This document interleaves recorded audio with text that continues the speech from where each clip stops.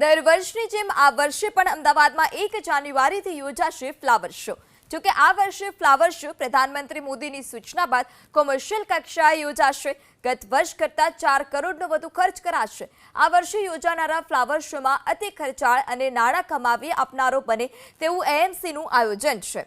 Flower શોમાં અલગ અલગ 2 પ્રકારના સ્કલ્પચર મૂકવામાં આવશે, જેમાં એક સાદા અને અન્ય આઇકોનિક સ્કલ્પચર તૈયાર કરાશે। અંદાજે 15 કરોડના ખર્ચે યોજાનારા આ ફ્લાવર શોમાં ફૂલોના સ્કલ્પચર પાછળ 2 કરોડ 46 લાખનો ખર્ચ, તો આઇકોનિક સ્કલ્પચર પાછળ 3 કરોડ 41 લાખનો ખર્ચ કરવાનું અનુમાન છે।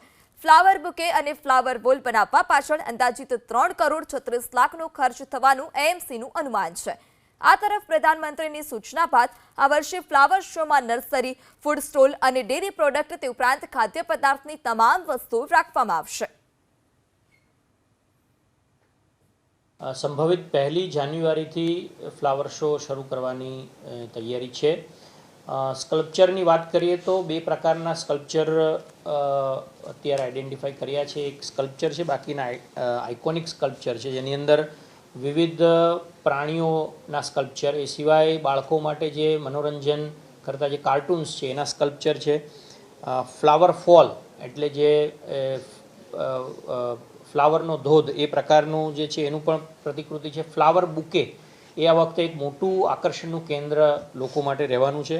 આવનારા ઓલિમ્પિક માટે પણ અમદાવાદે બીડ કર્યું છે ઓલિમ્પિક રિંગ ટોર્ચની પ્રતિકૃતિ।